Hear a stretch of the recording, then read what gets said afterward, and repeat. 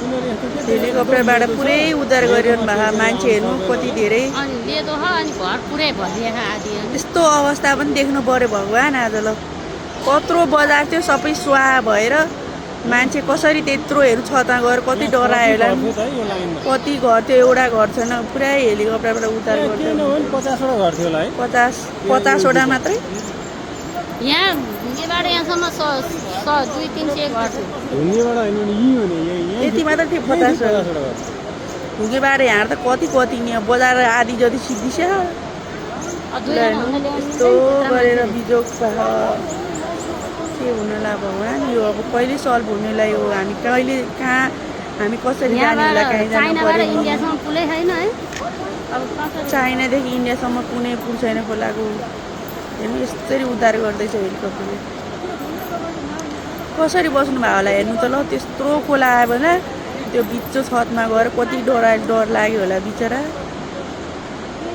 कस्तो दैविक प्रभाव पनि खप्नु पर्ने रहेछ मान्छेले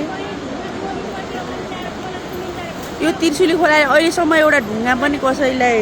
ढुङ्गाले लाएर पनि मर्यो भने थाहा थिएन बाढी जत्रै आए पनि यति सेफ भएको थियो अहिले यो चाइनाको ड्याम फुटेर यत्रो बिजोग भयो हाम्रो ल हेर्नु त यहाँ साथीहरू यस्तो बिजोग छ कि के भन्नु कत्रो थियो यो बजार कत्रो थियो तुप्से बजार एउटा केही छैन बेतराती केही छैन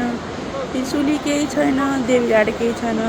त्यहाँबाट तल गएपछि गल्छीदेखि लिएर सब नेपाल पुरै सोहा बनायो चाइनाले गर्दाखेरि के गर्नु जस्तो पऱ्यो नि खप्न पनि लास्टै तनावको स्थिति छ साथीहरू नुवाकोटको हालत लास्टै तनाव छ लास्टै कहीँबाट आवाजात गर्ने छैन यदि कोही मान्छे बिरामी भएर भन्यो भने अब लास्टै हुने मर्ने बाहेक केही उपाय छैन कि हेलिकप्टर चार्टर गरेर लानु पर्यो सबैसँग पैसा हुँदैन एकदम नाजुक अवस्था छ ल तपाईँहरू राम्रोसँग सुरक्षित साथ बस्नु होला जो जहाँ हुनुहुन्छ जस्तै पऱ्यो नि खप्नु परिहाल्यो गर्नु पर्यो र सबैजना हजुरहरू सेफ भएर बस्नुहोस् मैले भिडियो बनाएको छु यहाँ नेटवर्क केही छैन म पछि हाल्छु हजुरहरूले हाम्रो लाग्यो भने पे गरिदिनु होला हेर्नु यसरी मान्छे लाँदै हुनुहुन्छ तर कति बेर लाग्ने कति धेरै मान्छे हुनुहुन्छ क्या यहाँ कसरी बस्नुभयो होला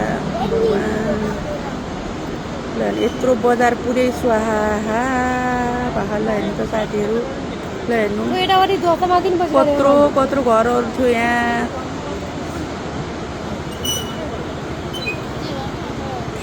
कत्रो बजार थियो लास्टै तनाव स्थिति छ साथीहरू